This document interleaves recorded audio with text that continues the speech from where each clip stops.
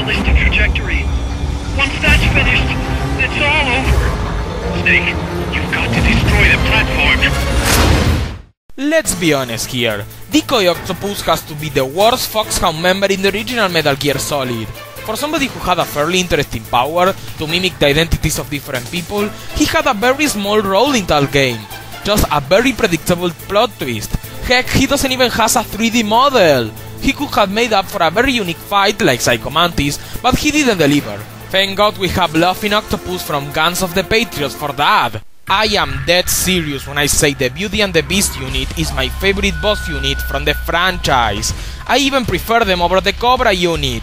And no, it's not because they are based off supermodels, sort of.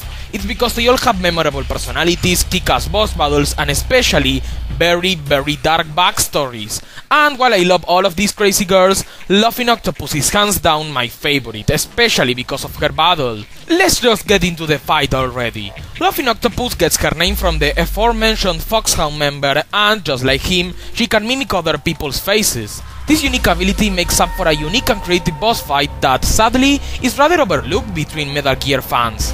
When the boss battle begins, she will pop out from a window and try to attack Snake with her guns, her weird technological tentacles, and her spin dash she borrowed from Sonic the Hedgehog.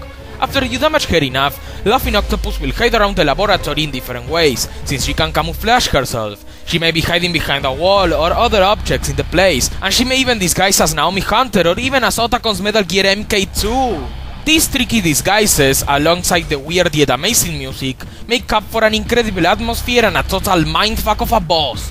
This is one of the most fun I ever had with a Metal Gear boss battle, and it deserves more attention from fans, as it's one of Kojima's biggest mindfucks alongside Psycho Mantis. What also makes Laughing Octopus so memorable is her tragic backstory. I won't spoil it, but trust me when I say, it's dark and disturbing. Honestly, it sounds like something that was brought as the Joker's backstory. Of course, once the main battle is over, you gotta kill her beauty form. This part is short and simple, but you can also trigger an easter egg during it in which you can... Oh, I like this. Kojima, the perverts of the world, are very grateful for this. Snake, you've got to destroy the platform. If you're watching this countdown and you're a Metal Gear fan, it's most likely you already know who the boss is and why she's so important to the storyline of these games. Also, it's most likely you know why her battle is here and you are angry that she's just number 5. Yeah, sorry about that, but it's my opinion and my list. Long story short, the boss is the best soldier that ever existed. Simple as that. Not only she trained Big Boss like if he was her own son, but she also went on different missions with the help of the Cobra unit, and she would do anything for her country. Until she beats up her apprentice and betrays the United States in order to defect to the Soviet Union at the beginning of Snake Eater. Naked the Snake's mission during the rest of the game is to rescue Dr. Sokolov, destroy the Shagohod, and kill the boss, his own master. So yeah, the final encounter at the end of the game, it's very intense. The boss will hide around the battlefield of flowers in order to sneak behind you and kick your ass with CQC. She may even break one of your guns. Snake will have to be extremely careful and try to find her and attack her before she does. This is a fantastic master vs apprentice type of battle. The gameplay of this boss, while a bit simplistic, is very challenging and engaging, especially once we take the tragic concept behind it in consideration. Snake is fighting his master, his own mother figure who betrayed him and the country. It's really sad but epic at the same time.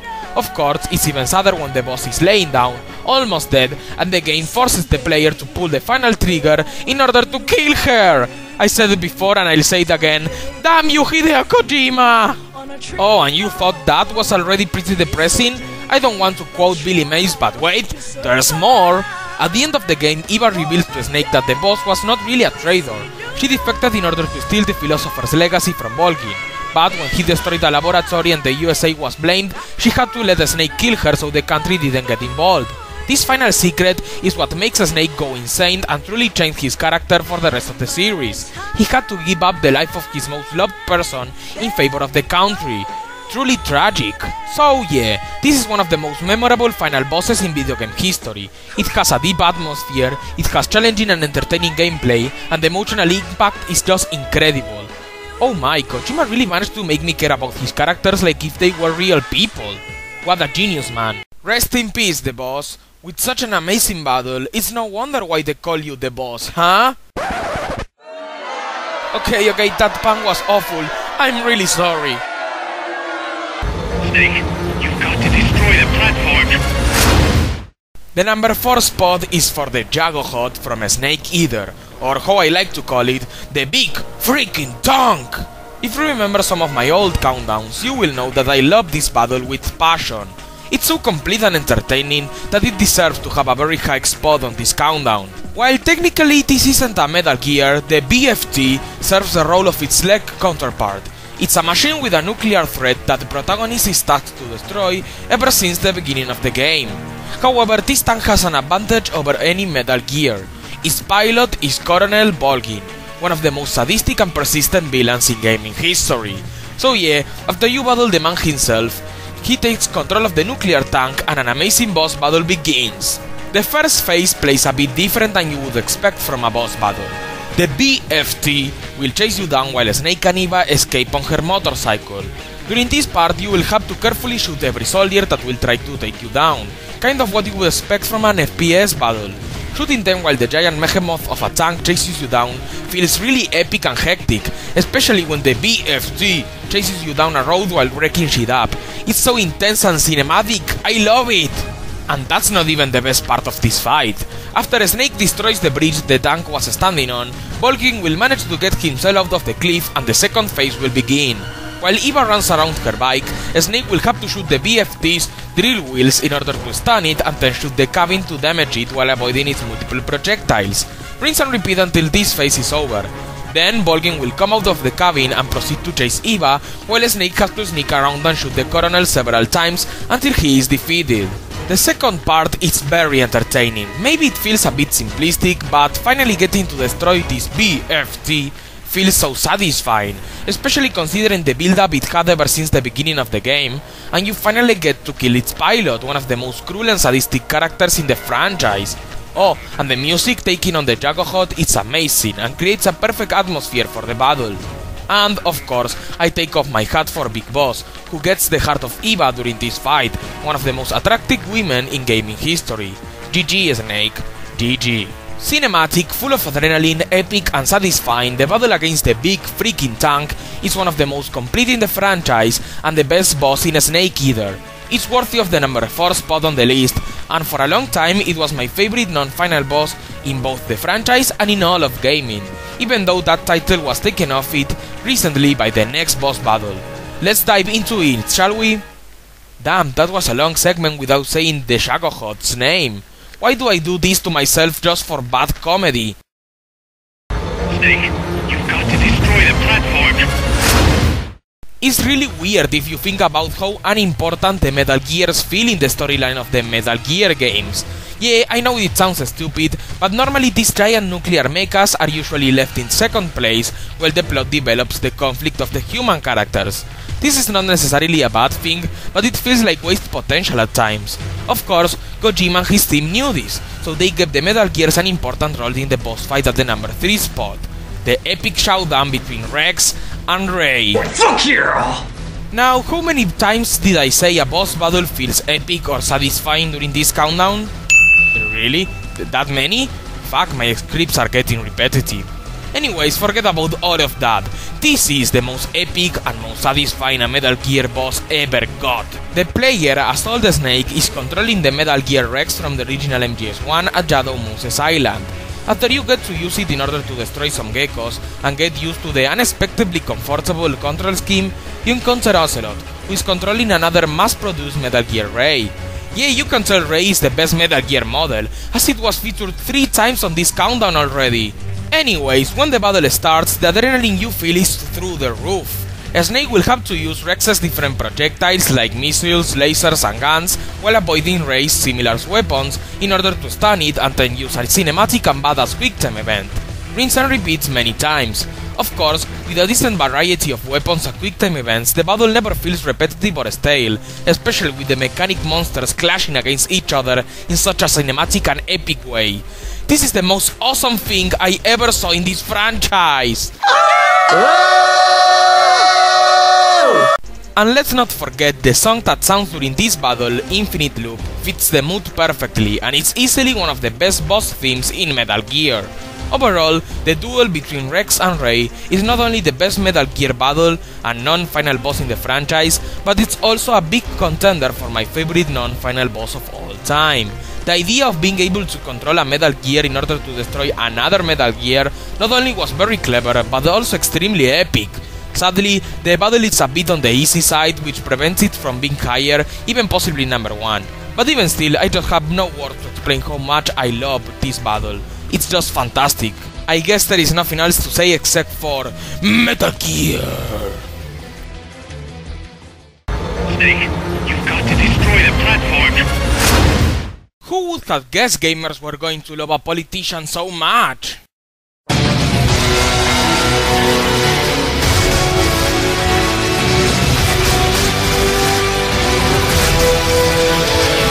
Oh yes, Senator Stephen Armstrong is still in the number 2 spot of this countdown, and he totally deserves it, as he has one of the best, most badass and entertaining boss battles in the entire franchise. I wonder how many people will try to kill me for putting him higher than the boss or Psycho Mantis. Well, you can't harm me. Why? Because I have nanomachines, son! Anyways, before we get into the actual final battle, I think it's important to address the boss right before it, Metal Gear EXCELSUS. Long story short, it's incredibly overwhelming, badass, and it's an honorable mention for the list. I mean, you get to use blade mode on the machine while using its own blade arm. How badass is that? Well, it's not as badass as using a Metal Gear in order to destroy another, but it's pretty high up there. But after destroying EXCELSUS, we get to the most memorable scene in all of Metal Gear Rising, in which Raiden gets to meet Colorado Senator Stephen fucking Armstrong. The character himself is a fan favorite, and I am no exception. This guy is over the top, funny and badass. He may not appear too often during the rest of the game, but this scene is enough to love him. Not only he gives crazy speeches about politics, but he even gets to kick Raiden's ass while playing football with him. Granted, the force failure during this part can get annoying, but the entire scene is an excellent presentation for such an excellent character. He got my vote for President of the United States, even if I can't really vote since I am from Argentina, but now I'm just rambling. But then Blade Wolf pops up and gives Samuel's sword to Raiden, so we get to the amazing final battle. The fight against Senator Armstrong is not easy. In fact, it may even be the hardest battle in the entirety of Metal Gear Rising. I am not going to lie, you may even hate the difficulty of this fight the first time you faced it, but if you replay it, you will realize it's actually a very fair challenge. The Senator will use his nanomachines for some devastating attacks that not only include several punches and kicks, but also earthquakes, fire pillars, and an amazing quick time event in which he knocks the sword off Raiden while he gets to punch the Senator in the face or the ribs, and it feels so satisfying! The Senator may even pick up the parts of the destroyed EXCELSUS and throw them at you, so Raiden slashes through them with blade mode. I saw some people complaining about how devastating this attack is, but it makes so fucking sense! It's the final boss, it's supposed to challenge every single one of the skills you acquire during the adventure, and having an attack that makes you use the main mechanic of the game, it's clever and entertaining! This mechanic is handy once again when Armstrong begins to regenerate his health, and the only way to stop this is by using blade mode on his back.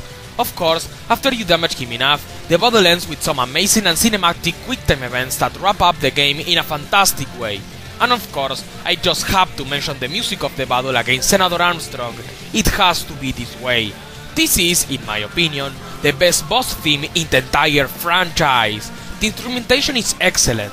The lyrics perfectly reflect the conflict between Raiden and Armstrong, and it overall makes up for an amazing atmosphere that actually gives me goosebumps.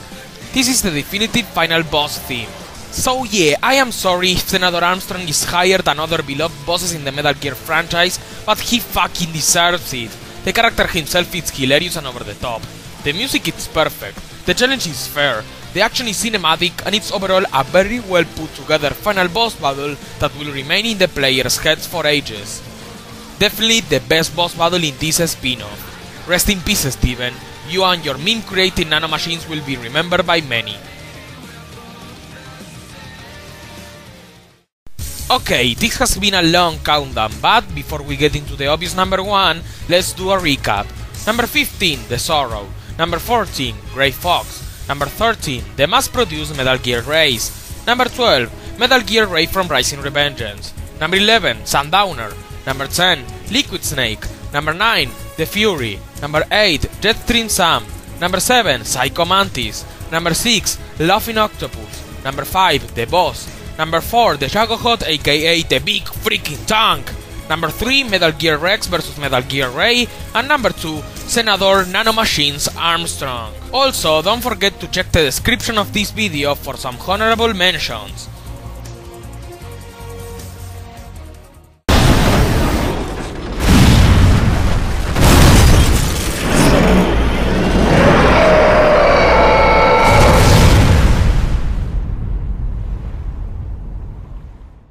It's funny if you think about it. In a franchise that is full of crazy bosses like soldiers with superpowers, giant nuclear mechas, or even politicians full of nanomachines, the best boss battle is just about two old men fighting with their bare fists. What? Why are you all giving me that look? Do you really think an entire countdown is ruined just because the number 1 spot is predictable? If you think like that, then please go away, because the fight against Liquid Ocelot from Metal Gear Solid 4 Guns of the Patriots is just a masterpiece amongst boss battles, and if people keep praising it, it's because it deserves it. First of all, let's talk about the scenario and build up of this battle. Old Snake is not fighting any old man, he's fighting Liquid Ocelot, a hybrid of Revolver Ocelot, Big Boss's rival during a Snake Eater, and a deadly Foxhound member who tortured Snake during Metal Gear Solid, and Liquid Snake, Solid's twin clone brother who has been trained to destroy him and rule the world for a very long time. After Snake managed to deactivate GW and all of the nanomachines in the world, the two rivals engage in an epic fist fight. This final battle is divided in 4 phases, each one of them representing every single Metal Gear Solid game. While the gameplay doesn't change too much during each phase, the music, life bars and Ocelot's fighting style will be different depending on his personality in those games. The fight starts off with the song Encounter and the Revolver Ocelot persona from NGS1.